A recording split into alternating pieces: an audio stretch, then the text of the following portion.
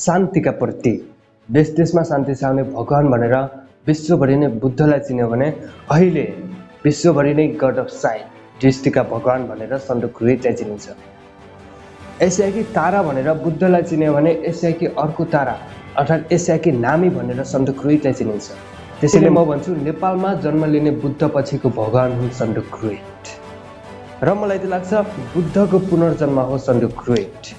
कारण बुद्ध जन्मन अघि मायादेवीले सपनामा आकाशमा चहकिलो तारा र हात्ती देखेका थिइन्। सेम लाइक सन्दुक जन्मन अघि कासाङले सपनामा ध्वजापात फहराइरहेको चहकिलो नीलो दृश्य देखेकी थिइन्। त्यस्तै अर्को बुद्ध एकदमै सम्पन्न राज परिवारमा जन्मेका थिए, तर उनी एकदमै गरिब परिवारको जीवन्तता महसुस गर्न चाहन्थे। यहाँ त्यही भयो, सन्दुक नेपालको मात्र होइन विश्वकै एकान्त ठाउँ भनेर चिनिएको र नेपालको एकदमै विगत ठाउँमा जन्मेका थिए। सो सन्दुक ग्रुइट यो स्थानसम्म आइपुग्दा के कस्ता उतार चढाव झेल्नु पर्यो त भन्ने बारे मोटामोटी रूपमा होइन फुल डिटेल रूपमा जान्नुहुनेछ। त्यसैले भिडियो केही लामो छ, तर यो भिडियो अहिलेसम्मकै प्रेरणादायी भिडियोमध्ये एक छ। किनभने तपाईँ नेपालको मात्र होइन विश्वकै महान व्यक्ति भगवानको जीवनी हेर्दै हुनुहुन्छ। त्यसैले धैर्यताका साथ एकदमै बुझेर हेर्नुहोला। समुद्री सतहदेखि 3200 मिटर रहेको हिउँले ढाकिएको उत्तर पूर्वी नेपालको उलाङचुङगोला भन्ने ठाउँमा सन्दुकको जन्म भयो। सन्दुकको जन्म कठोर बड व्यवस्थाको सबैभन्दा तल्लो तहमा भएको थियो। उनको परिवारको न कुनै नाम थियो, न धन थियो, न त कतै पहुँच्ने। उनको परिवार 1960 को दशकमा काठमाडौँ सरेपछि तिब्बतको पुर्खौली गाउँ रुटोकको सम्झनामा आफ्नो ठहर वालुङको पछाडि रुइट थपेका थिए। औषधि उपचारको कति पनि सुविधा नभएको दुर्गम गाउँमा महामारीको रूपमा फैलिएको अहिलेको सामान्य रोग झाडा पखालाका कारण त्यहाँका थुप्रै व्यक्तिहरूका साथै रुइटका 3 वर्षीय दाइले ज्यान गुमाउनु पर्यो। शरदवान बुद्धमार्गी हुनाले उनका हृदय आमाबा अर्को छोराको वरदान माग्न दिनदिनै गाउँको गुम्बामा धाए। जसरी मैले जन्मदा नै बच्चामा अद्भुत क्षमता यसरी आउँछ भनेर भिडियो बनाएको थिएँ, त्यही किसिमले छोराको लागि पूर्व तयारी गरे। यसको केही समयपछि जसरी बुद्ध जन्मने अघि मायादेवीले आकाशमा चहकिलो तारा र हात्ती देखेकी थिइन्, सेमलाइक कासाङले पनि सन्दुक जन्मने अघि सपनामा ध्वजापात फहराइरहेको चहकिलो नीलो दृश्य देखेकी थिइन्। यही सपनामय दृश्यलाई शुभ सङ्केत मानेर उनले आफ्नो छोराको नाम राखिन् सन्दुक ग्रुइट। सन्दुकको अर्थ हो आकाशको ड्रागन, अर्थात् लामो पुच्छर, तिखा नङ र लामो पखेटा भएको आगो उकल्ने पौराणिक जीव। यसरी सन्दुकको जन्म 1994 मा दमदार तरिकाले अथवा रहस्यमय तरिकाले भएको थियो। आमा बाबु भन्ने गर्थे यो छोरा हाम्रो तपस्याको फल हो। त्यसै गरी 1956 सन्दुक जन्मेको 2 वर्षपछि कासाङले याङलाको जन्मदिन, 1959 अर्की छोरी छेन्जिङलाई, 1962 मा छोरा लाडेनलाई र 1963 मा साइली अथवा कान्छी छोरी चुन्डुकलाई जन्मदिन। हुने बिरुवाको चिल्लो पात भने चाहिँ सन्दुक चाहिँ सानैदेखि नै भद्र देखिन्थे। यसै कारण सुनाम कासाङले छोरालाई पढाउनु पर्छ भन्ने ठाने, तर त्यो सिटामोल नपाइने ठाउँमा कहाँबाट हुन्थ्यो स्कुल। सोनाम तिब्बतको व्यवसाय गर्दा पढाइको महत्त्व खुब बुझेका थिए। उनले चिनेको र जानेको सरकारी कोषबाट चल्ने दार्जिलिङमा एउटा सेन्ट रोबर्ट स्कुल थियो, तर त्यहाँ जान कुनै यातायातको साधन नभएको कारण हिँडेर जानु पर्थ्यो। हिँडेर जान करिब 15 दिन लाग्थ्यो। अब जम्मा 7 वर्षको सन्दुकलाई 15 दिनको पदयात्रा गराउन सम्भव होला र?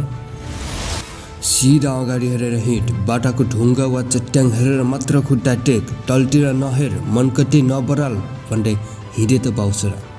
तर यात्रा सजिलो थिएन। एकान्त जङ्गल बीचमा आउने जङ्गली जनावरको आवाजले मुटु उफार्थ्यो। बासहरू तिनै जङ्गलको बीच र गुफामुनि हुन्थ्यो। यसरी नै करिब 13 दिनको थकान हिँडेपछि सन्दुकहरू दार्जिलिङको सेन्ट रोबर्ट स्कुल पुगे। सरकारी अनुदानमा चलेको र बोर्डिङ तथा ट्युसनका लागि वर्षभरि $14 लाग्ने स्कुल दार्जिलिङको त सबैभन्दा किफायती स्कुल थियो। तर त्यति पैसा जम्मा गर्न सोनामलाई त्यो समय 6 महिना लाग्थ्यो। सन्दुकलाई स्कुल भर्ना गरे पश्चात, छोरा अब म जाने बेला भयो, तिमीले असल केटा हुनुपर्छ, मिहिनेतका साथ पढ, सकेसम्म सारा कुरा पढ, म छिट्टै आउला, सके स्कुलको बिदामा आउँछु भन्दै स्कुल नजिकै रहेको आवासीय भवनमा छाडेर हिँडेको सोनाम छिटो फर्केन। भर्खर गएको भाषा जान्ने कुरै भएन। उनी भन्छन् म कक्षाको पछाडि कसैले बोलेको एक शब्द नबुझी खाली कपाल कनाउँदै टुवा परेर बसिरहन्थे। मलाई रुरु लागेर आउँथ्यो। किताबका अक्षरहरू रङ्ग न ढङ्गका बाङ्गा टिङ्गा ढर्सा लाग्थ्यो। अझ आपट स्कुलको छुट्टीको लास्ट दिन सबै साथीहरूको प्यारेन्ट्स आएर लान्थे, तर सन्दुकलाई लिन कोही आएन। साथीहरू होच्याउँथे, गिजाउँथे, ओइ भोटे तँलाई लिन कोही आउँदैन, आउँछ र भन्दै घुचुकमा ठ्याम्म हानेर हिँड्थे। यसरी नै 3 वर्ष बित्यो। घरको कुनै अट्टोपट्टो छैन। कताबाट 3 वर्षको अवधिमा बाबा सोनाम आएका थिए, तर सन्दुकलाई घर लाने कुरै गरेनन्। सन्दुकलाई परिवारको नास्रोले साह्रै नै सतायो। अब म घर आफै जान्छु भनेर कसिन के लागेका थिए। दुःखको समाचार सुन्नु पर्यो। टमर नदीमा आएको बाढीले उर्लिँदै खोजमा पसेर वालुङको अनेक घर बगायो रे भन्ने अशुभ समाचारले उनी मूर्छा परे। बगाउनेहरूमा सन्दुकको घर पनि परेछ। सन्दुक अब आफ्नो पुर्खोली थलो जान पाउने भएन। झन्न परिवारलाई चाहिँ केही भएनछ। तिब्बत जाने बाटो नै बन्द भएपछि सोनाम र कासाङले घर पुनर्निर्माण गर्न बेकार सम्झे र धनकुटा अवस्थित हिले भन्ने ठाउँमा सानो एक टुक्रा जमिन लिएर घर बनाए। अब भने रुई झनै घर जान आतुर भए। यसरी साथमा अङ्कल ढार्केलाई लिएर 2 हप्ते पदयात्रामा घर हिँडे। त्यति लामो समयपछि आफ्नो घर परिवारलाई भेट्दा कस्तो भयो होला, त्यो हामी आफै पनि मनन गर्न सक्छौँ। तर दुःखको कुरा, रुईलाई केही दिन बसेर परिवार फेरि छाड्नु पर्दाको पीडा खपि नसक्नु भयो। यसरी रुई दार्जिलिङ फर्के। दार्जिलिङ फर्केको 3 वर्षतिर अचानक भारत र चीनको युद्ध भयो। सरकारले स्कुल बन्द गर्न लगायो र सन्दुक घर फर्किनु पर्यो। घर आएपछि घरिघरि आफ्नो पढाइ जारी राख्ने इच्छा गरे पनि उनी दार्जिलिङको सेन्ट रोबर्ट स्कुलमा जान भने पाएनन्। तर 81 मैले तिमीलाई काठमाडौँको सिद्धार्थ वनस्थली स्कुलमा भर्ना गरिदिए बाले भन्दा उनी एकदमै खिन्न भए। सिद्धार्थ वनस्थलीमा पढ्दा एउटा रुममा 5-6 जना खचाखच बस्नु पर्थ्यो। त्यहाँ पढ्दै गर्दा घरमा फेरि एउटा अति नै नराम्रो घटना घट्यो। सन्दुकको कान्छी बहिनी अत्यधिक ज्वरोको कारण बितिन्। मैले अघि पनि भनिसकेँ, त्यो विकट गाउँमा त्यति बेलासम्म पनि ज्वरो कम गर्ने सितामल पाइँदैन थियो। सायद अहिले पनि हल्का पढेको बुझेको सन्दुकलाई त्यो गाउँको अवस्था देखेर मन पिरोल्न लाग्यो। नमिठो अनुहारले गाउँ आए। घरमा त्यति बढी समय नबिताएको कारण बहिनी चुन्डुकलाई त्यति राम्ररी चिन्नसम्म पाएका थिएनन् सन्दुक। अनि कान्छी बहिनीको दाह संस्कार पछि चाहिँ काला झुम्कादार परेलमुनि सुन्दर खैरा आँखा भएकी खुबै मिजासिली बहिनी याङ्लालाई काठमाडौँ लगेर आफ्नो स्कुल नजिकै महेन्द्र हाई स्कुलमा भर्ना गरिदिए। त्यो केटीहरूको स्कुल थियो। उनीहरू एउटै डेरामा बसे। सन्दुक दाल चामल तरकारी किन्थे। याङ्ला सुरिलो भाकामा गीत गाउँदै खाना पकाउँथिन्। सन्दुक पढ्दा पढ्दै निदा भने याङ्ला कम्बल ओढाउँथिन्। उनीहरू सँगै सिनेमा हल जान्थे। यसरी नै याङ्लाले सन्दुकलाई यति सुख दिन् त्यो भनेर साध्य छैन। सानोदेखि नै दुःखमा हुर्केका सन्दुक बल्ल खुसी र सुखको अनुभूति गर्दै थिए। दाइ ल उठेर पढ भन्दै एक्जामको समयमा सन्दुकलाई चाँदै उठाउँथिन्। दाइले राम्रो गरेको देख्दा याङ्ला निकै गर्व गर्थिन्। आफू पनि पढ्नमा दाइ जत्तिकै मेहनत गर्थिन्। उनीहरू दुवैको पढाइ झन्झन राम्रो हुँदै थियो। त्यसै कारण उनीहरू आफ्नो सपना बनाएका थिए। गीत साह्रै मिठो गाउने याङ्ला शिक्षक बन्न चाहन्थिन्। दाजु सन्दुक चाहिँ पाइलट या व्यापारी भन्ने सपना देख्थे। तर स्कुल भर्ना गरेको दोस्रो वर्षतिरदेखि याङ्लाको टोल अचानक घट्दै थियो र उनलाई सहजै खोकी लाग्न लाग्यो। डाक्टरहरू उनको चरम खकार जाँच गरेर एक्सरे लिए। जाँचको नतिजा एकदमै नराम्रो निस्क्यो। उनलाई क्षयरोग लागेको रहेछ र याङ्लालाई काठमाडौँदेखि करिब 10 किलोमिटर माथि सान्तेरियामा लगियो र एकाध हप्ताभित्र याङ्लालाई जाती हुन थाल्यो। उनको तोल बढ्दै गयो। मसिनो स्वरमा आफूलाई मनपर्ने गीत गुनगुनाउँदै हिलेको पसलमा आफ्नो सुन्दर अनुहारले ग्राहकहरूलाई मोहित डुलाउँदै काम गर्न थाले। अब चाहिँ परिवार ढुक्क हुन लाग्यो। भन्दा फेरि याङ्लाको टोल घट्न लाग्यो। यति डर लाग्दो कि उनी फुकी डल कङ्गाल हुन पुगिन्। यही बेला सन्दुकको एसएलसी पनि परेको। उनी दोधारमा परे। के गरम कता जाम। एसएलसी दिन नजाऊ भने त्यो 1 वर्षको पढाइ खेर जाने थियो र जाम भने बहिनीको यस्तो हालत। सन्दुक त्यहाँ बसेर पनि के नै गर्न सक्थे र औषधि साह्रै महँगो थियो। दाजु म साह्रै गले भन्थिन्। यो भन्दा उनी निकै भावुक हुन्थे।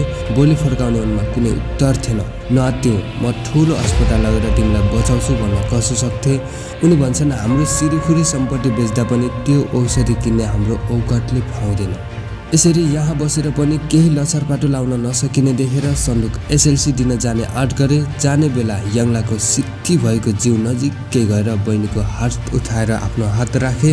उनले सोझै मेरो आँखामा हेरेर भनिन्, प्यारा दाजु, म सके तिमीलाई कहिल्यै देख्न नपाउला, आफ्नो जीवनमा असल काम गर। यस्तो लाग्यो उनी सन्डुकको जीवनमै पिलिक्क तासिरहन चाहन्थिन्। आफूसँग बाँकी रहेको तागतले उनी भनिरहेका थिइन्, दाजु, म जस्ता मानिसहरूलाई मद्दत गर्न तिमीले केही न केही गर्नुपर्छ। हो, तिमीले अहिले नै गर्नुपर्छ। यसपछि सन्डुक बडो गाह्रोसँग सम्हालिँदै उठेर त्यो कोठाबाट बाहिर निस्के अनि सरासर काठमाडौँ हाई स्कुलको बाटो लागे। त्यसको केही दिनपछि नै याङ्लाले जीवन बिसाइन्। सन्डुक त्यो सुनेर रन्थनीले स्कुलको ग्राउन्डमा यताउता हिँडे। उनीलाई पढाइमा एकुरिन असम्भव भयो। केही गर्न उनलाई साह्रै निस्सार लाग्यो। रेडियोसम्म सुन्न सकेनन्। प्रत्येक गीतले उनलाई बहिनीको गायन कलाको सम्झना गरायो। रुममा रहेका बहिनीको दसना र उनका लुगाहरू पोको पारे। उनी यो कुल्टो र त्यो कुल्टो फेर्दै आफूले आफूलाई जुक्ति थाहा भएको भए, आफूसँग अलि बढी पैसा भएको भए, सही ठाउँमा भएको भए अथवा अरू मानिसहरूलाई आफूले चिनेको भए सायद याङ्लालाई बचाउन पो सकिन्थ्यो भन्ने तर्कले रातभरि छटपटाइरहे। ससाना केटाकेटीहरू पश्चिमी समाजमा सजिलै निको हुने रोगबाट अकालमै मर्नु परेको देख्दा सन्डुक रिसले त्यसै आगो भए। उनी भन्छन्, मलाई बहिनीको अन्तिम क्षणको याद आइरह्यो। दाजु, म जस्ता मानिसहरूलाई मद्दत गर्न तिमीले केही न केही गर्नुपर्छ। हो, तिमीले अहिले नै गर्नुपर्छ। यसपछि नै जीवनमा मैले गर्नुपर्ने के हो भन्ने मलाई राम्ररी थाहा भएको थियो। मैले डाक्टर हुनु थियो, तर त्यो बेला चिकित्सक शास्त्र पढ्ने शिक्षालाई नभएको यस्तो दुर्गम हिमाली गाउँको ठिटोले डाक्टर बन्ने सपना देख्नु आकाशको फल आँखाटरी मर भने जस्तै थियो। तर याङ्लाको मृत्युको चोटले सन्डुकलाई साहस र आत्मविश्वास प्रदान गर्यो। उनले शिर झुकाएर गम खाँदै कोलम्बा प्लानको छात्रवृत्तिबारे जानकारी प्राप्त गरे। कोलम्बा प्लानमा सबैभन्दा गरिब तर जेहेन्दार भारतीय र नेपाली विद्यार्थीहरूको विश्वविद्यालयको शुल्क वैदेशिक सहायताको रकमबाट तिरिन्थ्यो। यसरी सन्डुकको महत्त्वाकांक्षी चित्तमा उपमहाद्वीपकै प्रख्यात विश्वविद्यालय भनेर नाम चलेको उत्तरी भारतको लखनऊ स्थित किङ जर्ज मेडिकल युनिभर्सिटीमा पढ्ने उद्देश्य अंकुरायो। त्यहाँ सन्डुक सहित करिब 150 भन्दा धेरै विद्यार्थीले छनौट परीक्षा दिए। तिनमा 8 जना मात्र सफल भए। ती सफल हुने 8 विद्यार्थीहरूमा सन्डुक पनि परे। कलेजमा भर्ना भएको केही समयमै रुइटले लोकप्रिय भन्दा पनि मूल्यवान चिजहरू हासिल गरे। रुइटको एउटा अचम्मको क्षमता भनेको उनी रातभरि पनि पढ्न सक्थे। यो देखेर साथीहरू दङ्ग पर्थे। प्रथम वर्षमै उनलाई त्यहाँ एउटा मृत शरीर चिरफार गर्न लगाइयो। एउटा मृत शरीर 4 जनाको भागमा पर्थ्यो। आफ्नो भागमा परेको मृत शरीरको नजिक पुग्दा कोठा फनफनी घुमेको अनि बेहोस भइएला भनेर एउटा बेन्ची समान्थ्यो भन्छन्। रुइटको भागमा छातीको अघिल्लो भागमा परेको थियो, जुन अझै ढड्किरहेझै लाग्थ्यो। चक्कु लिएर सावधानीका साथ मासु घोच्दा उनका हात थरथरी कापे।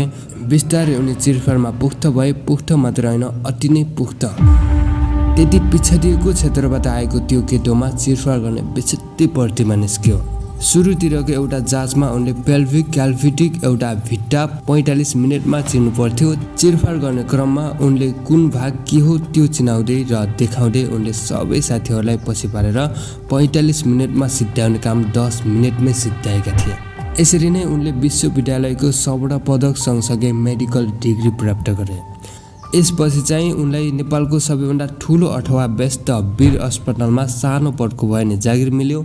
यसमा उनी निकै गर्व महसुस गरे। उनी भन्छन्, डाक्टरको रूपमा पहिलो पटक काठमाडौँ आइपुग्दा मलाई संसार जिते जस्तो लाग्यो। साँच्चै नै म विश्वको शिखरमा पुगेको अनुभूति भएको थियो। यसरी नै 1-8 महिनाभित्रै डाक्टरको रूपमा रुइटको प्रतिभा चम्किन थाल्यो। उनलाई नेपाल र चीनको सर्वेक्षण गर्ने सरकारी टोलीको डाक्टरका रूपमा उनको जन्मस्थल गाउँ वालुङ लगायत ग्रामीण भेगका अनेक गाउँमा पठाइयो। त्यसैमा उनले पेटको रोगले ग्रस्त भई कालको मुख निर पुगेको एउटा 4 वर्षको केटा लगायत धेरैको ज्यान बचाए। त्यो केटा बाँचेको खबर गाउँ गाउँमा सनसनी फैल्यो। सन्डुक उत्पात खुसी भए। उनी भन्छन्, आफू जन्मेको यो ठाउँमा फर्की आउँदा मलाई खुब मजा लाग्यो। पहिले मैले दाजुलाई गुमाएको ठाउँ यही हो। अहिले मैले यही ठाउँमा फर्केर एकजना मान्छेको ज्यान बचाएँ। यसरी रुइटको डाक्टरी जीवनमा एकदमै महत्त्वपूर्ण फर्क त्यो बेला आयो जब उनलाई नेत्र चिकित्सक अप्थाल्मोलोजी विभागमा सामेल भएर शल्यक्रिया शिविरमा जान अहराइयो। त्यहाँ पुग्दा उनले अचम्मको कुरा देखे। एउटै परिवारमा 5 जना सदस्य नेत्रहीन। शल्यक्रिया गरेर ती व्यक्तिहरूको नेत्र खुलेपछि देखाएको रियाक्सनले उनी यतिसम्म भावुक भए कि हो जीवनमा गर्नुपर्ने काम यही रहेछ। थोरै समयमा थोरै मिहिनेत गरेर धेरै रिजल्ट दिँदो रहेछ। यसरी नै उनी अन्धोपनबारे बुझ्न चाहे र रिसर्च गर्दा 1980मा अन्धोपनबारे देशभर गरिएको सर्वेक्षणले नेपालको कुल जनसङ्ख्याको 0.8% मानिसमा अन्धोपन भएको देखिन आयो। त्यो खाली नेत्रज्योति कमजोर भएको अवस्था नभई पुरा भएको अवस्था थियो। 0.8%मा 5 लाख मानिस पर्थे। अनि एक दर्दनाक कुरा के थियो भने तीमध्ये 4% मानिसका आँखाका मोतीबिन्दु ढङ्ग नपुर्याई शल्यक्रिया गर्नाले बिग्रिएको रहेछ। यसरी नै सन्दुक यी 5 लाख मानिसहरूलाई केही योगदान दिन सक्छु कि भनेर आँखा क्षेत्रमा आकर्षित भयो। अब चाहिँ रुइट भारतको नयाँ दिल्ली स्थित all India institute of medical साइन्समा भर्ना हुने सुरसारमा थिए। नवीन प्रविधि गहन अनुसन्धानमा सघाउ पुर्याउने पुस्तकालय र सुसज्जित यो इन्स्टिच्युट लाखौँ मानिसहरूको उपचार गर्ने सार्वजनिक अस्पतालले सुसज्जित यो इन्स्टिच्युट चिकित्सक शास्त्रका विद्यार्थीहरूको लागि होली ग्रल सरह थियो।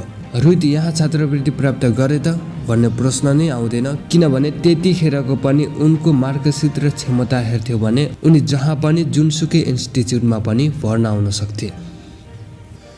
यो इन्स्टिच्युटको सबैभन्दा माथिल्लो तलामा 20 वटा बाँदर पिञ्जरामा राखिएको थियो। बाँदर रेखदेखको लागि एउटा व्यक्ति राखिएको थियो। प्रयोगशालामा विद्यार्थीहरूलाई दिइने समय सीमाको पालना गर्नै पर्थ्यो। त्यसकारण त्यहाँ धेरै समय बिताउन रुइट रखवालालाई घुस खुवाउँथे। उनी भन्छन् म उनलाई पैसा हुस्की र दामी चुरो टक्राएर बाँदरको शल्यक्रिया गर्दै घन्टौँ बिताउँथे। रुइट बाँदरको हेरचाह गर्ने मानिससँग मिलेर बाँदर समाउँथे, त्यसलाई नेबुटल सुई दिएर लथ्याउँथे। बाँदर पारे टोक्थ्यो र चिथोर्थ्यो अनि रुइटका पाखुराभरि ठुल्ठुला घाउ उठ्थे। यसरी रुइट आँखा लगायत विभिन्न किसिमका रोगहरूको बाँदरमा परीक्षण गर्थे।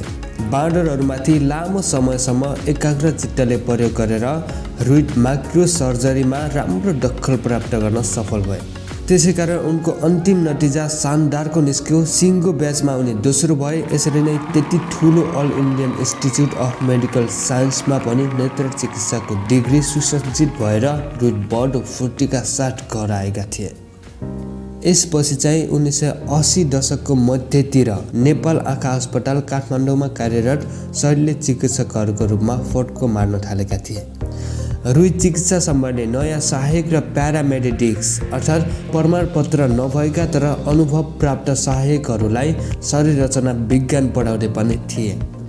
यसै क्रममा एउटा ज्यादै आकर्षक युवती नन्दाले सन्दुकलाई उनी यति राम्री थिइन् कि उनको हेयर स्टाइल र जिउडाल हेर्दा फिल्मको हिरोइनी भन्दा कमकी थिएनन्। बिस्तारै उनीहरू मित्रता सम्बन्ध बढाउँदै गए। उनीहरू महिनाको 1 फिटिक बाहिर घुम्न निस्किन्थे, जसबाट उनीहरूको मायाको जाल अङ्कुराउँदै थियो।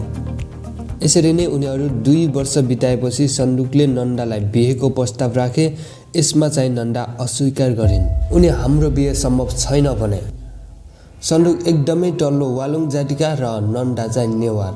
यो मात्रै होइन, सन्दुक एकदमै गरिब परिवारमा हुर्केको, नन्दा चाहिँ राज परिवार जस्तो परिवारमा हुर्केकी काठमाडौँकी बासिन्दा। त्यसकारण नन्दाले परिवारप्रतिको अठोट विश्वासले ठाडै अस्वीकार गरिन्। एक पटक होइन, पटक पटक। तर सन्दुक अहिलेसम्म खतरा परिस्थितिमा जुझ्दै आएका र फट्टे पार्दै आएका। के यो सम्बन्ध पनि फट्टे पार्ला?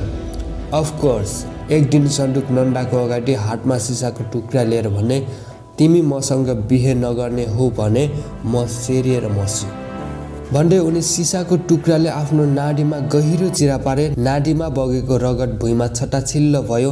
डरले थुरथुर भएको नन्दा अतालिँदै रगत रोक्न ब्यान्डेज खोज्नतिर लागिन्। रुइट ढल्न लागेका थिए। यसपछि चाहिँ नन्दाले सन्दुकलाई टुलु हेरेर तोलाउँथिन्। अब भने चाहिँ नन्दा रुइटको मायाको जालोमा परेरै छाडे। तर बिहे गर्न डुब्बेको परिवारले अस्वीकार गर्ने हुँदा उनीहरू भागेर गए। कुना काप्चामा लुकेर हप्तौँ बिताए पनि परिवारले अझै पनि स्वीकार गर्ने छाटकाट नहुँदा उनीहरू नेपाल बाहिर जाने निधो गरे। यसपछि रुइटको ध्यान फ्रेड हलोसतर्फ मोडियो। उनी खुबै प्रतिभाशाली र रुतिमुक्त अस्ट्रेलियाली आँखाका डाक्टर थिए।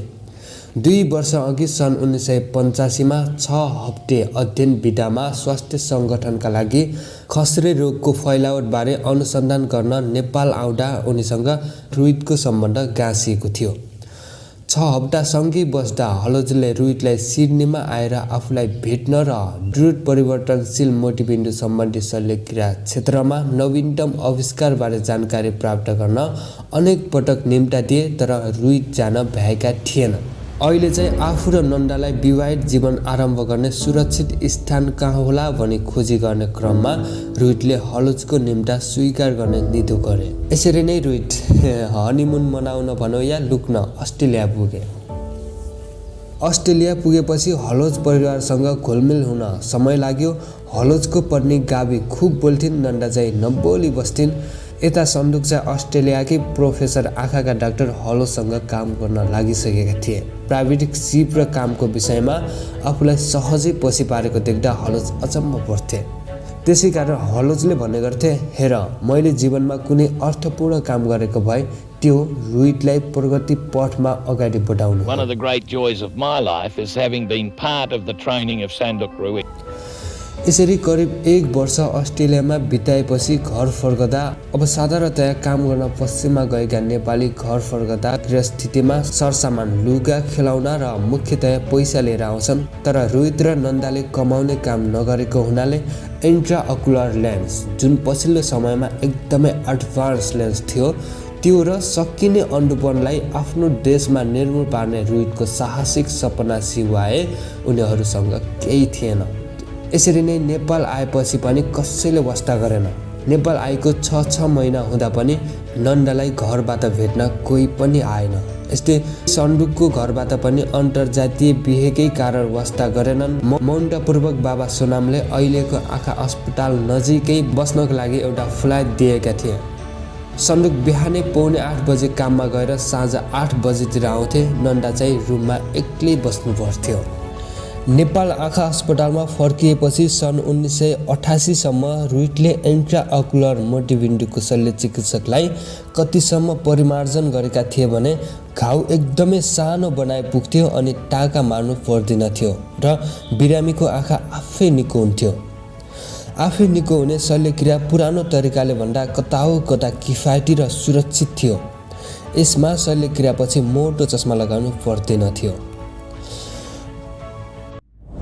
रुइट मोटिबिन्दुको आधुनिक शल्यक्रिया एउटा उत्कृष्ट प्रणाली विकास गर्ने कार्यको सङ्घारमा पुगेका थिए।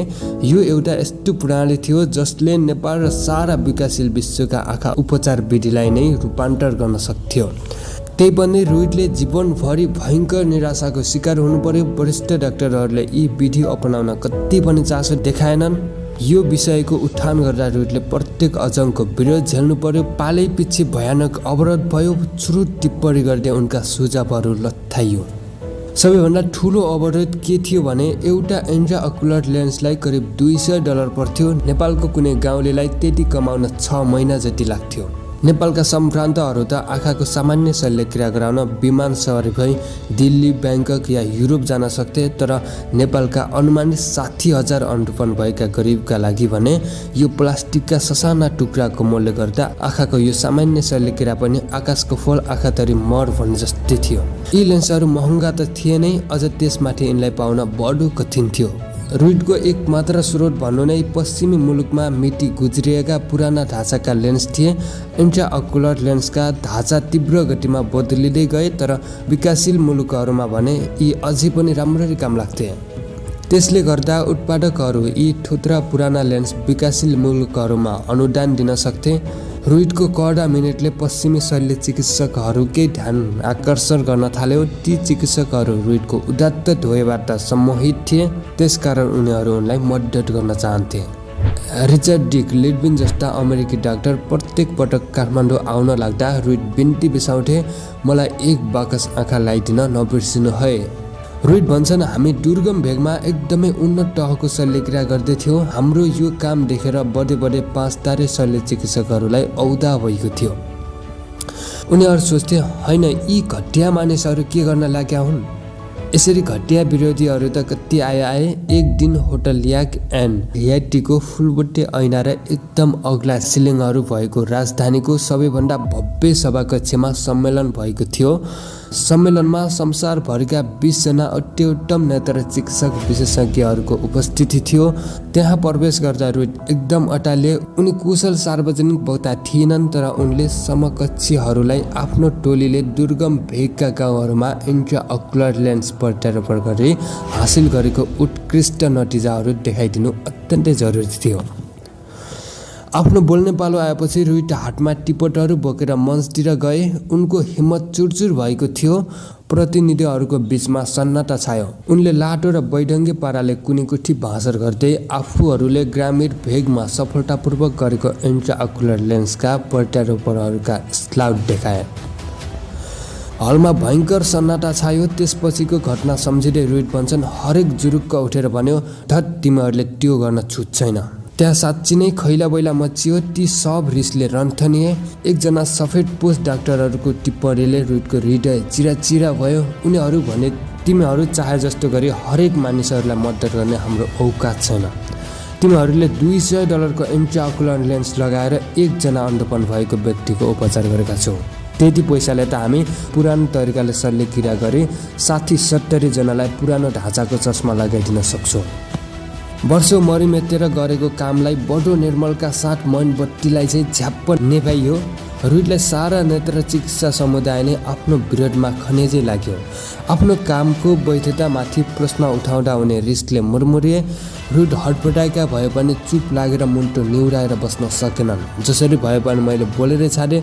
उनी भन्छन्, बोल्न खोज्दा सुरुमा त बोली नै खुलेन, तर मैले प्रतिनिधिहरूलाई भन्न खोजेका कुरा चाहिँ जसो तसो गरी भनेरै छाडे। मैले तिनलाई सोधेँ, तपाईँहरूका छोराछोरी अन्धोपन भएका भए के तपाईँहरू आँखाको लेन्स झिकेपछि हप्ताभरि कति हलचल गर्न नदिई तिनलाई सुटाएर अलि दिनमै हराउने या फुट्ने चस्मा लगाइदिनुहुन्छ होला त? अस्पताल पुग्न नसक्ने मानिसहरूलाई यो संसार देख्न पाउने हक छैन? अनि बसबाट तिर्ने औकात नभएका मानिस वा लेखपढ गर्न नजान्ने र कतै नेत्रज्योति फर्काउने सहयोग पाइन्छ भन्ने सम्म पनि थाहा नभएका मानिसहरू नि, तिनको हेरचाह गर्नु पनि त हाम्रो कर्तव्य हो। तिनी हामी कहाँ आउन सक्दैनन् भने हामी नै तिनी कहाँ किन नजाने? तिमीहरू स्वार्थ हौ। तिमीहरू उपनिवेशमाथि ढकुवाज धनाट्य हौ। तिमीहरू धनी गोराहरूलाई आँखाको उत्कृष्ट खालको उपचार टक्राउँछौ अनि तिनको घर पछाडिका गरिबहरूलाई चाहिँ जुट्टो खालको उपचार दिन्छौ। गरिब र दुर्गम भेगका मानिसहरू आँखाको राम्रो स्याहार नपाई मुख बाएर निसासिएको देख्दा तिमीहरूलाई लाज लाग्नुपर्ने हो। हलोज आफ्नो हक्कीपनका लागि नामी थिए। रुइटले आफ्नो मनको कुरा पक्क भन्न नसकेका हलोज आफै मञ्चमा गएर ती भद्रजनहरूप्रति रुइटका मनमा भएका भावना तिनलाई सुनाइदिन्थे।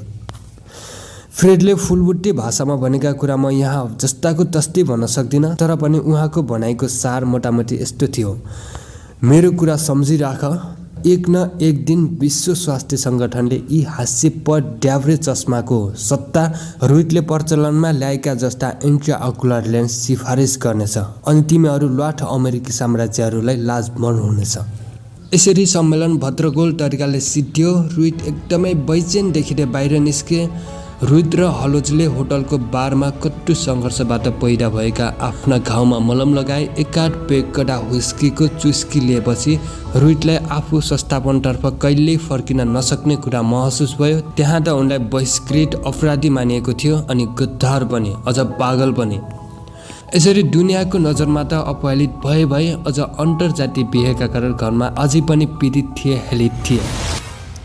सिडनीबाट नेपाल फर्किएको ठिक 1 वर्षपछि सन् 1989 रुइट र नन्दाको पहिलो सन्तान सागरको जन्म भयो। यसपछि चाहिँ परिवारको फाटो पुर्यो। सागर चम्किला आँखा र 39 किलोग्राम तोल भएका स्वस्थ शिशु थिए। सोनाम र कासाङका चित्तमा आफ्नै रगत मासु सरहको शिशुलाई काखमा बोक्ने ठुलो रहर भयो। सागर 8 महिना जतिको भएपछि बाजे बजेले उनलाई धनकुटाको हिलेमा लगे। अब भने तिनलाई पुरा मेलमिलाप भयो। तिनले अनौपचारिक विवाहलाई त्यो बेला मात्र साँच्ची नै स्वीकार गरियो। कासाङले नन्दालाई विवाहका परम्परागत लुगा लगाउन दिन अनि ती दम्पतिहरूले सिंहको परिवारलाई साक्षी राखेर औँठी सातासात गरे। सन् 1990मा परेको सागरको पहिलो जन्मदिन रुइटको जीवनमा अर्को कोसे ढुङ्गा हुन गयो। त्यो वर्ष उनले अन्तिम पटक नेपाल आँखा अस्पतालको मूलद्वारबाट बाहिर निस्कने निधो गरे।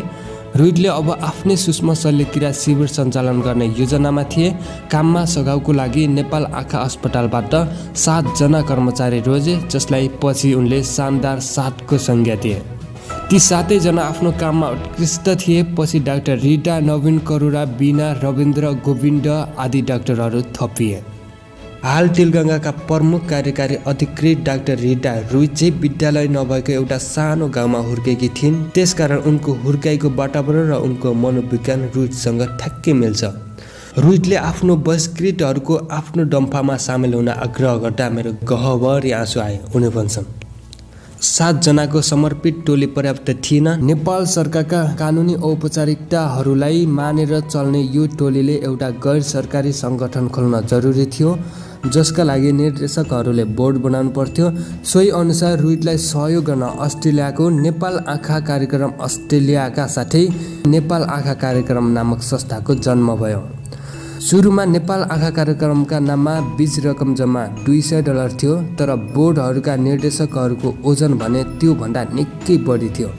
त्यस्तै यहाँ नेपाल महिना या अधिवक्ता सुशील पन्त, नेपालका एक अति सफल व्यापारी दिपाकर गोल्छा, नेबीको बिस्कुटलाई लोकप्रिय बनाए बापत नेबीका पुरुष भनेर नाम कमाएका कुशल व्यापारी रविन्द्र श्रेष्ठ, एकदमै लोकप्रिय हास्य व्यङ्ग्य कलाकार मदन कृष्ण हरिवंश आदि विशेष व्यक्तिहरू नेपाल आँखा कार्यक्रम संस्थामा सामेल भए।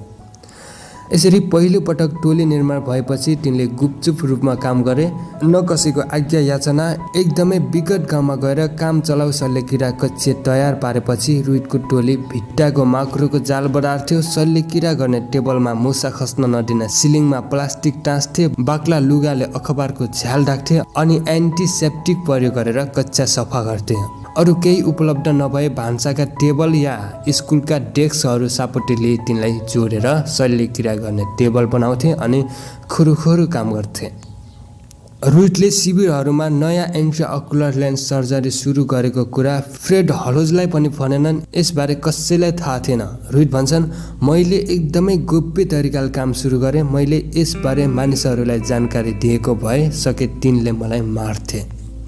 उनले पहिले प्रत्येक शिविरहरूमा 2-4 वटा इन्ट्राअकुलर लेन्स फिट गर्ने शल्यक्रिया गरे। आत्मविश्वास बढ्दै गएपछि उनले शल्यक्रियाको सङ्ख्या बढाउँदै गए र आखिरमा सबै जसो शल्यक्रिया नयाँ विधि अनुसार हुन थाले। गल्ती हुँदै नहुन् भनेर मैले एकदम बिस्तारै काम गरेँ। सफलताका लागि म माथि चर्को दबाब थियो। मेरो त्यो प्रयोग खुकुरीको धार टेकेर हिँड्नु जस्तै थियो।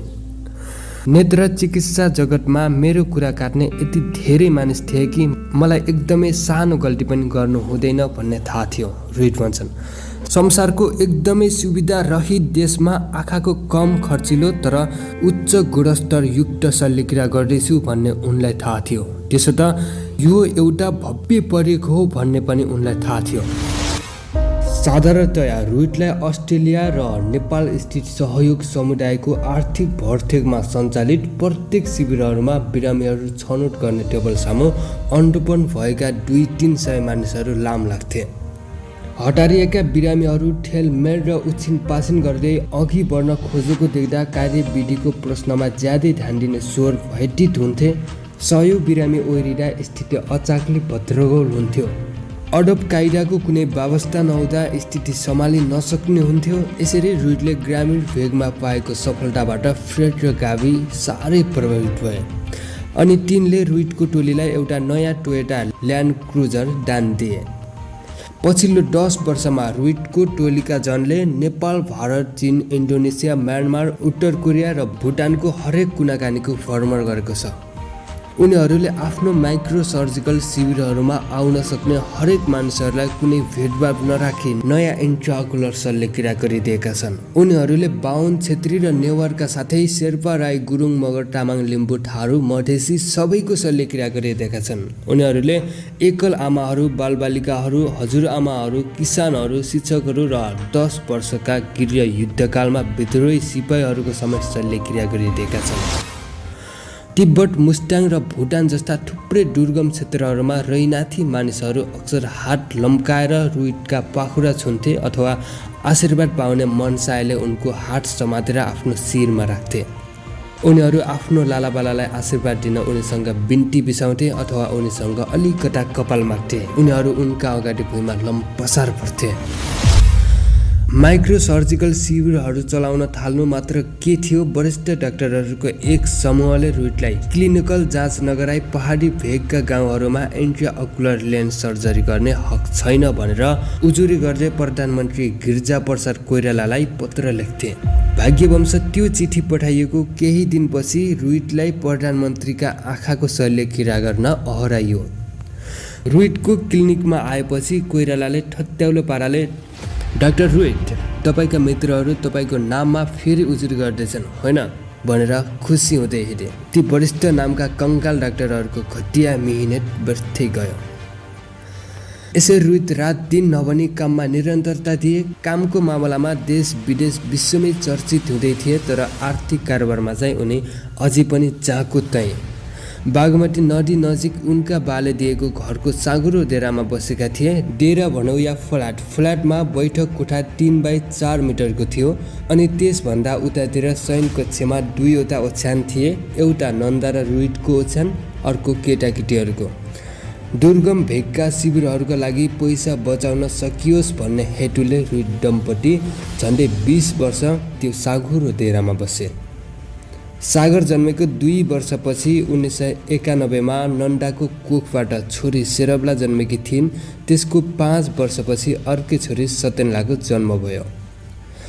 सन् 1990 सम्ममा रुइटको नवीन प्रयोगले निकै राम्रो आर्ट भरोसा र प्रशंसा पाउन थालिसकेको थियो। द आर्काइभ अफ अफ्थाल्मोलोजी, अचेल JMA अफ्थाल्मोलोजी भनेर चिनिने नामक नामी अमेरिकी चिकित्सक सङ्घको पत्रिकामा प्रोफेसर रोबिनको एउटा लेख प्रकाशित भयो, जसमा नेपालको ग्रामीण भेगमा गरिएको लेन्स प्रत्यारोपणका दीर्घकालीन नतिजाहरू पश्चिमी अस्पतालहरूमा गरिने प्रत्यारोपणहरू जत्तिकै प्रभावकारी छन् भन्यो।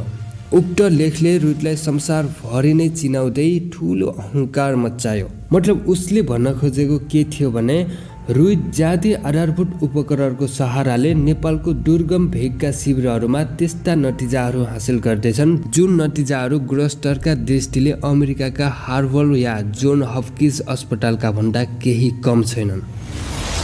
न्युयोर्कको सानो प्राइभेट क्लिनिकमा केही वर्षसम्म रुइटको काम पारी शून्य सरह थियो। उनलाई कसैले पनि सोध पुछ्नी गर्दैनथे। क्लिनिकको ढोकामा उनको नाम तासिएको पनि थिएन। बेलुकी पख सिनको नबाजी बसेर बिरामी आउलान् कि भन्ने बाटो हेर्दै मेरो समय बित्थ्यो। म त्यसलाई माखा मार्ने धन्दा भन्थे, उनी भन्छन्। तर सन् 1980 को दशकको अन्त्यसम्ममा उनी कतिसम्म नामी भएका थिए भने उनलाई भेट्न कुर्नेहरूको सूची लामो न लामो हुन्थ्यो। फ्रान्सेली बुद्धमार्गी महन्त तथा लेखक अथवा happiness person in the world Matthieu Ricard महन्तहरू लिएर रुइट कहाँ आए। रुइटको शल्यक्रिया गर्ने सिप देखेर उनी यति प्रभावित भए कि उनको आफ्नी 93 वर्षकी आमाको उपचार गराउन उनलाई विमानबाट काठमाडौँ ल्याउने चाँजो मिलाए। जसले पनि मलाई तिमी बौलाएका हो, तिमी नेपालमा आमाको शल्यक्रिया गराउन चाहन्छौ भनेर सोधे। तर जहाँसम्म मोतीबिन्दुहरूको शल्यक्रियाको कुरा छ, म उनलाई विश्वभरिका महानतम कलाकार मान्न थालिसकेका थिएँ। त्यसकारण मैले आमालाई पक्कै पनि पेरिस भन्दा काठमाडौँको उपचार राम्रो हुन्छ भनेर सम्झाए। रिकार्ड भन्छन्, हामी फ्रान्स फर्केपछि आमाका डाक्टरहरूले भने, वाह, यो त शानदार शल्यक्रिया हो। नेपाल जस्तो विकासशील देशले विमानमा उडेर आउने र जाने विदेशी विज्ञमाथि भर पर्नुको सट्टा समुद्र पारीको सहायताबाट प्राप्त रकमको उपभोग गर्दै आफै काम गर्न सिक्नुपर्छ। नेपालले आफ्नै खुट्टामा उभिन सिक्नुपर्छ। जस्ता सन्देश दिने रुइटका गुरु सरहको मित्रको फेब्रुअरी 1993 मा क्यान्सरको कारण मृत्यु भयो। याङलाको मृत्युको पीडा रुइटमा फेरि उकलियो। उनी मित्र बिना एकदमै एक्लो भए। उनलाई हलोज बिना कसरी काम गर्ने होला भन्ने चिन्ताले औधी पिरोल्यो। रुइटलाई जे गर्न मन थियो त्यसबारे उनमा गहिरो दूरदृष्टि थियो। उनीसँग शल्यक्रिया सम्बन्धी सिप त थियो, तर आफ्नो दूरदृष्टिलाई साकार रूप दिन उनलाई मुख्यतया उपकरण र खोजको लागि पश्चिमको मद्दतको आवश्यकता थियो। रुइटको विश्वास के छ भने फ्रेड र गाबीको सहयोग प्राप्त नहुँदो हो त आफ्नो उदात्त लक्ष्यलाई साकार रूप दिन उनी किमार्थ समर्थ हुन थिएन। केही समयको अन्तरालपछि तिनको भवन रुइटले नयाँ अस्पताल बनाउने कल्पना गरे। उनको अन्तर्मनमा अस्पतालको जुन चित्र थियो त्यो एकदम स्पष्ट थियो। 3 तले भवन वरिपरि बगैँचा, भुइँचालो ढक्का ठेक्न गरी प्रचलित मात्राभन्दा 4 गुणा बढी छत र सिमेन्ट बालुवा प्रयोग गरी बलियो ढुङ्गाको ठोस जग हालिएको भवन, रुइट र उनका छोराछोरी भन्दा लामो आयु भएको भवन, नवीनतम प्रविधिले सजिसजाउ हुने शल्यक्रिया कक्ष र सूर्यको प्रकाशले झलमल्ल हुने कञ्चन सफा प्रतीक्षा कक्षहरू उक्त अस्पतालमा विश्वका अन्डोपनग्रस्त क्षेत्रहरूमा काममा लागि पर्नु अघि संसारको प्रत्येक छेउकुनामा नेत्र चिकित्सकहरू गगनमार्ग भएर रुटसँग सिक्न आउन्। अस्पतालमा कोर्निया प्रत्यारोपण गर्न आँखा बैंक खोलिनेछ। मूल द्वारभित्र बिरामीहरूको स्वागत गर्न बेन्च र स्वच्छ पिउने पानी भएको शीतल प्राङ्गण हुनेछ। इन्ट्राअकुलर लेन्सहरू उत्पादन गर्ने एउटा कारखाना हुनेछ जसमा उत्पादित लेन्सहरूको मूल्य पश्चिमी जगतमा उत्पादित लेन्सहरूभन्दा धेरै कम राखेर सामान्य जनहरूका लागि किफायती बनाइनेछ। यो सब रुइटको सुन्दर परिकल्पना थियो। यसरी नै उनी आफ्नो टोलीका जमिन र रकम प्रबन्ध मिलाउने आफ्नो दायित्वबारे जानकारी गराए। नोकरसाई उल्झन र जमिन फेला पार्न कठिन अवस्था त छँदै थियो, त्यसमाथि नेपालको नेत्र चिकित्सक क्षेत्रमा रुइट उनको टोलीका जनमित्र र सहकर्मीहरूलाई मोतीबिन्दुको शल्यक्रिया गर्ने नयाँ विधि मन परेको थिएन। त्यसकारण तिनले तिलगङ्गाको ढाडराप्रति निरन्तर आपत्ति जनाइरहे। यस प्रकारको जोरदार चुनौतीहरूको सुन्दरता केमा निहित छ भने तिनले सामना गर्ने एक मात्र उपाय आफ्नो विधिमा उत्कृष्ट हासिल गर्नु हो ताकि सारा अवरोध चकनाचुर हुन्। यस्तो उत्कृष्टता हासिल गर्ने सङ्कल्पले गम्भीर रूपले सोच्न र मेहनतका साथ काम गर्न आग्रह गराउँछ, रुइट भन्छन्। भन्दा भन्दै उनीहरू त्यही गरे र अन्त्यमा घिमिरे, डगलस र रुइटको टोलीका सारा प्रयासको फलस्वरूप उनीहरूले दाह संस्कार गरिने पवित्र हिन्दू स्थल पशुपतिनाथको मन्दिरदेखि केही तल बागमती किनारमा 1/4 हेक्टर जमिन फेला पारे। त्यो पशुपति क्षेत्र विकास कोषको जमिन थियो। झारपातले ढपक्की ढाकेको त्यो डलडले जमिन कसैको पनि आँखा नलाग्ने खालको थियो। प्रत्येक माघमा पर्ने शिवरात्रिको धार्मिक पर्वमा हिन्दू तीर्थयात्रीहरू बाहिरबाट ओरिँदा त्यो जमिनलाई बस पार्कका रूपमा प्रयोग गरिन्थ्यो। बाँकी वर्षभरि नै त्यो खाली रहन्थ्यो। रुइटले अस्पतालको नाम तिलगङ्गा आँखा केन्द्र राख्ने निधो गरे। तिलगङ्गाको अर्थ तिलको नदी हो अथवा यो बागमतीमा मिसिएर बग्ने एउटा सानो नदीबाट जुराइएको नाम हो। भवन बनाउन थाल्दा हामीसँग जग उठाउन पुग्ने पैसा पनि थिएन, उनी भन्छन्। लेन्स कारखानाको योजनाको खाका सिडनी स्थित फ्रेड हलोज फाउन्डेसनले खिचेका थिए। उक्त फाउन्डेसन फ्रेड र गाबी मिलेर सन् 1992 मा स्थापना गरेका थिए। यसबीच आँखा र टिस्यु ब्याङ्कको अन्तर्राष्ट्रिय महासङ्घका अध्यक्ष फ्रेड रिका ग्रिफ्टले रुइटको टोलीलाई अस्पतालको अभिन्न अङ्गका रूपमा आँखा ब्याङ्क स्थापना गर्न प्रेरित गरे। 2 महिनापछि यो शल्यक्रिया केन्द्र, इन्ट्राअकुलर लेन्स उत्पादन कारखाना र आँखा ब्याङ्कको खाका तयार भयो। अनि निर्माण कार्य सुरु हुन के थियो, सहयोग रकम आउन थालिहाल्यो। टिम एकदमै बलियो। प्रधानमन्त्री गिरिजाप्रसाद कोइराला र नेपाली धनाढ्यहरूको योगदानले केही दिनभित्रै पुरै शल्यक्रिया कक्ष निर्माण गर्न पुग्ने भन्दा दोब्बर रकम हात लाग्यो। अन्धोपनको उपचार गर्ने अन्य अस्पतालहरूमा कार्यरत रुइटका सहकर्मीहरूले उनको राजधानी सहरमा दोस्रो आँखा अस्पताल बनाउन लागेको देख्दा रिसले बुम बुम भए। उनीहरू उनको सफलता देखेर दाहाले जलेका थिए। उनको सपनाशील परिकल्पना देखेर भयभीत थिए। उनीहरूले मलाई विक्षिप्त र पागल भने। उनीहरूको प्रतिवाद गर्ने म एक्लै थिएन। लेस डगलसले नयाँ अस्पतालको विरोध गर्ने कतिपय वरिष्ठ नेत्र चिकित्सकसँग भीषण वाद विवाद गरे। उनले उनीहरूलाई रुइटको सत्कर्ममा अवरोध उत्पन्न गर्नुको सट्टा बरु सहयोग गर भने। डगलस आफ्नो यो विचारमा नित्य अधीन रहे। एक दिन तिलगङ्गाका अध्यक्ष एक मित्रलाई दिएको पार्टीमा सामेल भएपछि रुइटको जीवनले पल्टो खायो। त्यस दिन उनले 70 वटा जति शल्यक्रिया गरेर मक्क बढेर ज्यान छाडेर हुस्की पिए। त्यसपछि कसैले मलाई जिन दियो, त्यसपछि बियर, अनि म के पिउँदैछु भन्ने कुराको होसै नरहने गरी यो क्रम चलिरह्यो। म अर्धचेत अवस्थामा पार्टीबाट हिँडेँ। भगवानको कृपाले धन्न बाटो नबिराई घर पुगे। उनले मलाई घरभित्र पस्न दिएनन्। यो उमेरमा यस्तो हालतमा आउने, कस्तो लाज मर्नु। उनले भनिन्, तपाईँ आफूलाई जबर स्वार्थ बनाउँदै हुनुहुन्छ। नन्दका वचन ठ्याक्कै निशानामा लागे। रोहितले माफी मागे र त्यस उपरान्त मदिरा चटक्कै छाडिदिए। हेर्नुहोस् त महन्त। यस्तै उतार चढाव हुँदै तिलगङ्गा अस्पतालको निर्माण क्रम सम्पन्न भयो। 7 जुन 1994 को दिन अस्पतालको उद्घाटन गर्ने मिति तोकियो। त्यो दिन एकदमै सफा र चहकिलो थियो। राष्ट्रिय अन्तर्राष्ट्रिय आय प्रोफेसर डाक्टरहरूको भेला हुँदै थियो। तर बाहिर भने हजारौँ व्यक्तिहरू एकहोरो एउटा कालो मर्सिडिजमा डङडङ्गी धुलो उडाउँदै आएको गाडी हेर्दै थिए। आखिर त्यो गाडीमा थियो को?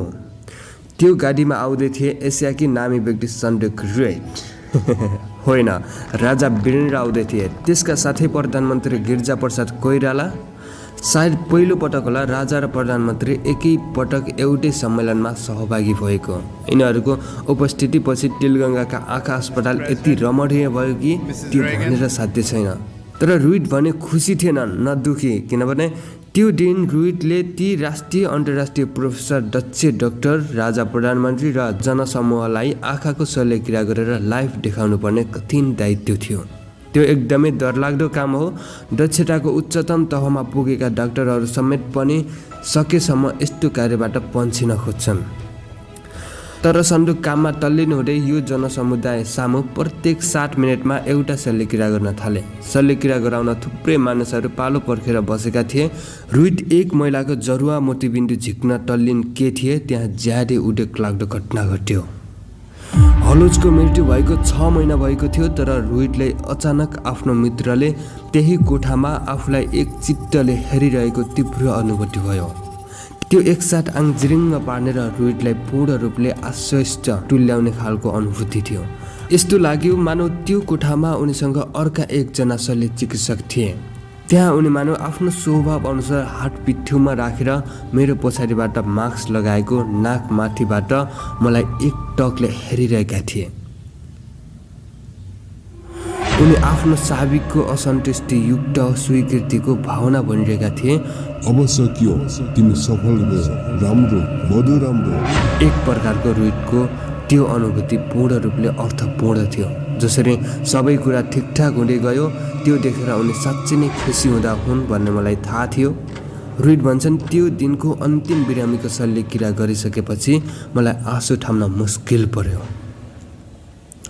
यसरी रुइटले न्युजिल्यान्डका वैज्ञानिक तथा इन्जिनियर अभेरीद्वारा नेपालमा पनि इन्ट्राअकुलर लेन्स कारखाना खोल्ने विचार गरे। अभेरीले चीन, थाइल्यान्ड, भियतनाममा औषधि बनाउने कारखाना निर्माण गरी अत्यन्त सफल उद्यमीको रूपमा ख्याति कमाएका थिए। 1994 को जुन महिनातिर अभेरीद्वारा नेपालमा इन्ट्राअकुलर लेन्स कारखाना खुल्दा अन्य विकसित विश्वका कारखाना भन्दा पनि स्विजरल्यान्डको कारखानासँग बढी मिल्दोजुल्दो थियो। नेपालको त्यो कारखाना विश्वको पहिलो त्यस्तो कारखाना थियो जसले अन्तर्राष्ट्रिय मानकहरू सुहाउँदो गुणस्तर हासिल गरेको थियो। पश्चिमी संसारमा लेन्सहरू $100 का दरले बेचिन्थे। तर नेपालमा बनेको यो लेन्सको मूल भने गोटाको खाली $5 थियो। कारखानामा अहिलेसम्म 50 लाख भन्दा बढी ससाना जाडोमय टुक्रा उत्पादन गरेको छ। ती टुक्रा विश्वका 70 भन्दा धेरै देशहरूमा बिक्री हुन्छन्। कारखानामा प्रति वर्ष 5 लाख लेन्स उत्पादन हुँदै आएको छ। तर अझै पनि तिलगङ्गा आँखा अस्पताल आँखाको कोर्नियाको अभावले पीडित थियो। आँखाका बाकसहरू संयुक्त राज्य अमेरिकाको एउटा शिक्षण अस्पतालबाट विमानमा प्रशान्त महासागर पार गरी आइपुगेर आखिरमा काठमाडौँ आइपुग्थे। आधा जति संसार छिचोलेर मानवीय तन्तुहरूका यति मसिना टुक्रा काठमाडौँ ल्याउने त्यो यात्राको दूरी हास्यपदक रूपले लामो थियो। फेरि अचम्मको कुरा, त्यही अस्पताल नजिकै पशुपतिमा हजारौँ सबको कोर्निया जलेर खरानी हुन्थे। यही देखेर रुइट हिन्दू पुरोहितसँग बिन्ती बिसाउँदै सोध्थे, ए हजुर, सब जलाउनु अघि मृतकहरूका नातेदारहरूलाई मृतकका कोर्निया दान गर्न सम्झाइ बुझाइ गर्न सकिएला। उनी हुनसम्म विनम्र भावले निवेदन गर्थे, त्यही पनि उनका प्रयास हरेक पटक निष्फल हुन्थे। किनभने उनीहरूका अनुसार मृत शरीरको आँखा झिक्यो भने अर्को जन्ममा अन्धो भएर जन्मिन्छन् भन्ने कुविचार थियो। यसरी सन्दुक हजारौँ पटक बिन्ती बिसाउँदा पनि अझै केही विकल्प नलागेर इन्डाइरेक्ट रूपमा लुकीछिपी गरी आँखा झिके तर पछि चाहिँ मान्छे शिक्षित हुँदै गए, बुझ्दै गए, अन्त आँखा चाहिने भन्दा पनि बढी प्राप्त हुन लाग्यो। अनि अहिले आँखा ब्याङ्क खोलेर सन्दुकहरू विश्वभरि आँखा प्रसारण गर्छन्।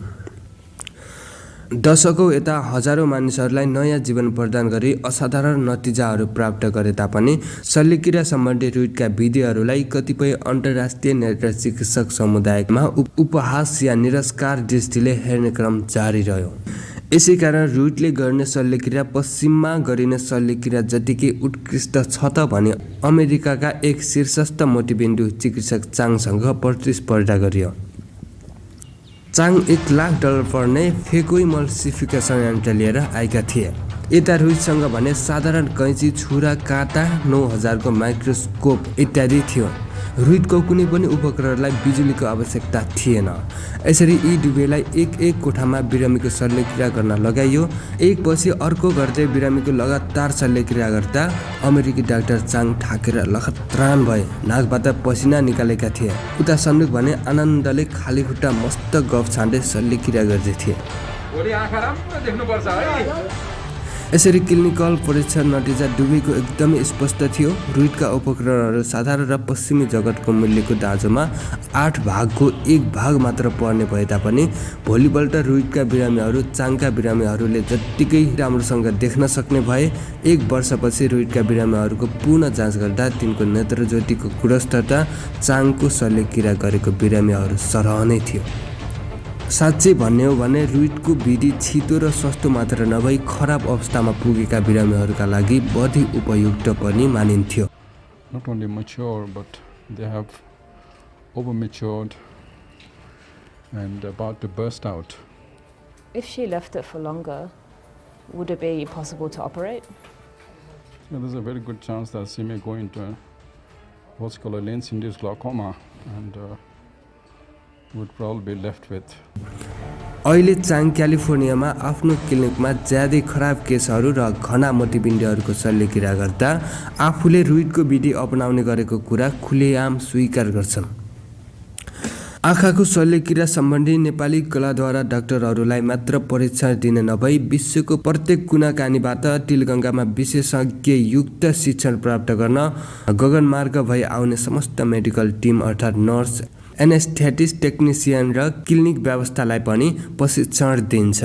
यस्ता व्यक्तिहरू यहाँ प्रशिक्षण प्राप्त गर्न भारत, पाकिस्तान, भुटान, म्यानमार, इन्डोनेसिया, उत्तर कोरिया, चीन, Thailand, Cambodia, Vietnam, Maldives, Ethiopia, Mongolia, Ghana, Uganda, Sudan, Iraq, दक्षिणी अमेरिका र दक्षिणी अफ्रिकाबाट आउँछन्। अनि रुइट र तिलगङ्गाले कलाको स्तरमा उकासेको उपचार विधिलाई स्वदेशमा प्रयोग गर्न सकियोस् भनेर हेर्दै उनीहरू अस्पतालमा निकै हप्ता बिताउँछन्। र सन्दुक रुइटलाई अधिकांश व्यक्तिहरूले बिरामीको फ्रीमा उपचार गर्ने डाक्टर भनेर पनि चिनिन्छ। वास्तवमा त्यस्तो चाहिँ होइन। त्यत्रो अस्पताल चलाउनु पर्यो, कर्मचारीहरूले तलब पाउनु पर्यो, यो असम्भव नै छ। त्यसैले रुइट तहगढ शुल्कको व्यवस्था मिलाएका छन्। औकात हुनेहरूसँग राम्रै शुल्क लिने र औकात नपुग्नेहरूको शल्यक्रिया निःशुल्क गरिदिने। धनी भनिएकासँग पनि त्यति बढी लिइँदैनन्। पुरै शल्यक्रिया गरेको 15-20 हजार मात्र लिन्छन्। यही उपचार गरेको पश्चिमी समाजमा अथवा अरू ठाउँमा 1-2 लाखसम्म लिन्छन्। त्यसैले तपाईँहरू उनलाई फ्रीमा उपचार गर्ने डाक्टर भन्दा पनि त्यति फरक पर्दैन। अस्पतालमा काम गर्न थाल्दा तरुण डाक्टरहरू पारे रुइटसँग सल्लाह माग्छन्। उनी तिनलाई जीवनमा छोटाबाटाहरू हुँदैनन् भनेर सल्लाह दिन्छन्। आफ्नो काममा लागि पर्नुहोस्, तपाईँ के कुरामा दक्ष हुनुहुन्छ त्यो थमाउनुहोस् अनि आफ्नो सफलताहरूलाई अधिकतम उपयोग गर्नुहोस् अनि मरिमितेर काम गर्नुहोस्। प्रेमपूर्वक ढिलो जान्ने काम गर्नुहोस्। काम गर्दा यस्तो लागोस् कि त्यो दिन तपाईँलाई भेटेको प्रत्येक मानिस सर्वाधिक महत्त्वको हो। यसरी काम गर्दा राम्रो नतिजा प्राप्त हुन्छ। तपाईँमा सही उत्प्रेरणा भए कुनै पनि प्रकारको काम अर्थपूर्ण हुन्छ। तर डाक्टरहरूलाई उनी यही भन्छन्। पहिला कसको अनुहार हेर्नु मन लागेको छ? छोरीको। छोरीको। I'm asking her. Oh, छोरी रातिको। Yeah. छोरा छैन। Who do you want to see first? And she says she wants to see the face of छोरीले her daughter. बालेको छ। सानो लगामे कोनी।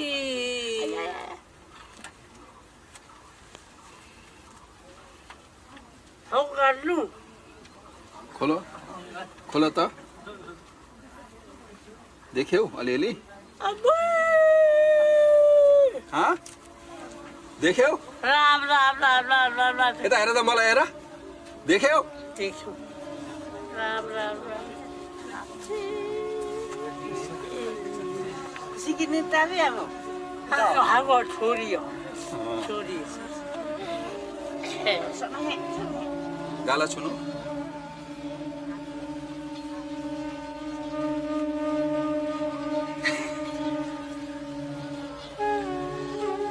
यदि तपाईँ कमाएर परिवार पाल्ने मानिस हुनुहुन्छ र परिवारको भरपोषण गर्नु छ भने तपाईँ व्यावहारिक हुन जरुरी छ। आफ्नो परिवार नै तपाईँको प्राथमिकता हो, तर केही न केही सपनामय परिकल्पना हुनु पनि जरुरी छ। रुडको जुक्तिले काम गर्छ भन्ने कुराको जिउँदो प्रमाण उनको टोलीका जनहरू नै हुन्। उनीहरूमध्ये धेरैजसो 30 वर्षभन्दा धेरै समयदेखि उनीसँगै कार्यरत छन्। जतिसुकै कठिनै अवस्था आइलागे पनि उनीहरूले रुडको साथ छाडेनन्। यसको रहस्य के होला? म उनीहरूमा एउटा अति उत्तम गुण ठम्माएर हेर्छु। उनीहरू के कुरामा सिपालु छन् त्यो म पत्ता लगाउँछु अनि म उनीहरूलाई त्यही काममा लगाउँछु। म उनीहरूको विशेष प्रतिभाको दोहन गर्छु। हरेक मानिसमा सबलता र दुर्बलता हुन्छन्। असल व्यवस्था हुनु भनेको सबलतालाई चिन्नु र उपयोगमा ल्याउनु हो। त्यसो त आफ्नो टोलीमा राम्रो वातावरण सिर्जना गर्नु पनि उत्तिकै जरुरी छ। तपाईहरूले एक अर्काको साँच्चै नै ख्याल गर्नुपर्छ। म आफ्नो कर्मचारीहरूको साँच्चै नै ख्याल राख्ने चेष्टा गर्छु। उनीहरू सबैलाई खुसी र ढुक्क बनाउन म सक्दो यत्न गर्छु। म उनीहरूलाई महान शल्य चिकित्सकहरूसँग सिकेर आफ्नो सिप बढाउन अमेरिका, अस्ट्रेलिया वा बेलायत जाने अवसर दिन्छु र म उनीहरूसँग आफ्ना बाँडचुट गर्छु ताकि उनीहरूलाई म आफैभन्दा केही ठुलो चिजहरू अङ्ग हो भन्ने थाहा होस्, रुड भन्छन्। सन् 2000 को पहिलो दशकको मध्यतिर रुडको पेसाजन्य प्रगतिले एकाएक नयाँ उचाइको फड्को मारेको थियो। त्यस बखत उनले विश्वको एक अत्युत्तम शल्य चिकित्सक र मानववादीको रूपमा ख्याति कमाइरहेका थिए अनि उनलाई प्रतिष्ठित पुरस्कारको ओहिरो लाग्न लागेको थियो। उनले सन् 1906 मा फिलिपिन्सको रामन म्याग्नेसेस पुरस्कार प्राप्त गरे। अर्को साल उनले थाइल्यान्डको प्रिन्स महिडल पुरस्कार र रिडर्स हाइजेस्टको एसियाकै युवा पुरस्कार पाए। सन् 1918 मा उनले भारतीय सरकारले दिने पद्मश्री पुरस्कार प्राप्त गरे। यसरी रुड आफ्नो सपना त साकार पारे भनौँ, तर धन दौलत जोडेका छैनन्। हुन त उनी र नन्दा डुबीलाई भौतिक चमकदारप्रति लालच छैन। उनीहरूले पारे थुप्रै तलब थाप्ने त्यस्ता विशेषज्ञ डाक्टरहरू देखेका छन् जो आफूसँग हरेक प्रकारका भौतिक सुविधा भएर पनि कहिले सन्तुष्टि देखिँदैनन्। जीवन पथमा रुड सामु केही न केही प्रलोभनहरू नआएको होइन। रुडको वृत्ति विकासको आरम्भतिर उनलाई ओमनमा सुल्तानको निजी चिकित्सकको पद ग्रहण गर्ने प्रस्ताव आएको थियो। यो प्रस्ताव स्वीकार गरेको भए उनले एकै थैलो तलबका साथै विशाल बङ्गला, निजी चालक र एकजना भान्से पनि पाउँथे, तर उनले त्यो प्रस्ताव थादै अस्वीकार गरे। उता फ्रेड र गाबी हलोज कहाँ 1 वर्ष बसेपछि पनि उनलाई सिडनीमा एउटा लाभदायी पदको प्रस्ताव आएको थियो। त्यो पद ग्रहण गरेर उनी पछि संयुक्त अधिराज्य वा संयुक्त राज्य अमेरिका गएका भए उनलाई मालामाल लाभ हुने पद सहजै हात लाग्थ्यो। यसरी भौतिक चमकदारलाई एकदमै व्यवस्था गर्दै रुड नेपालको सांस्कृतिक हिरो बनेका छन्। रुड अझै पनि बाबाले दिएको सानो डेरामा बस्छन्, जहाँ आफ्नो परिवारसम्म नअतेर उकुस मुकुस बसेका छन्। अस्ट्रेलियामा बसेको भए या अमेरिका गएको भए उनी सायद करोडपति हुन्थे, तर त्यसको सट्टा उनले नेपालमै बसेर आफ्नो देशको सेवा गर्ने र संसारभरिका अन्धोपनबाट पीडित लाखौँ मानिसहरूको उपचार गरे नेत्रज्योति प्रदान गर्ने बाटो रोजे। उनले आफ्नो परिवारका लागि यतिका दिनसम्म गतिलो घरको प्रबन्ध नमिलाउनुको कारण के हो भने प्राइभेट प्र्याक्टिसबाट पैसा कमाउनुको सट्टा उनी सधैँ निशुल्क आँखा शिविर चलाउन चारैतिर घुमिरहे। अरूले प्रेरणा नगरेको होइन, धेरै वर्षदेखि नै धेरै व्यक्तिहरूले भन्ने गर्थे सन्दुक अब अति भयो, कति अरूको सेवामा मात्रै खटिएको, अब त आफ्नो र परिवारको सेवामा पनि लाग्नु पर्यो नि। हामीलाई थाहा छ तपाईँ र तपाईँको परिवारलाई डेरामा कति गाह्रो भएको छ भन्दा सन्दुक भन्छन्, म घर किन्ने र बनाउने पैसाले लाखौँ पीडित बिरामीको जीवन उज्जवल बनाउन सक्छु। यसरी उनी कहिले मानेनन्। एक बिहान सोमवीरनाथको दैनिक पूजाआजामा जाँदा कासाङ बस दुर्घटनामा परि घाइते भइन्। उनको नीलडाम र चोट लागेको अनुहारमा जब रुडले आफै टाँचा लगाउनु पर्यो, आखिरमा उनको चित्तमा अलि राम्रो ठाउँ सर्ने चेत खुल्यो। र धेरै व्यक्तिहरूले बारम्बार कर गरेपछि सन् 2009मा आफ्नो आमाबाले नित्य पूजाआजा गर्ने सोम्बीको मन्दिरदेखि त्यस्तै 10 किलोमिटर पैदक बाटोमा परिवारका लागि पुग्ने 4वटा शयनकक्ष भएको 2 तले घर किने। सिंहको परिवारमा त्यो घर कति राम्रो वासस्थल होला भन्ने कल्पना चाहिँ उनको अत्य साफसम्म भइहाल्यो। रुइटकी बहिनी छ्यान्जिङ जो एकल आमा थिइन्, किशोर भएकी आफ्नी छोरी लिएर त्यो घरमा सरिन्। लाडेनलाई पनि राम्ररी टङ्ग्रिएर आफ्नो घरमा थन्किनुभन्दा अघि महिनौसम्म त्यहाँ बसे।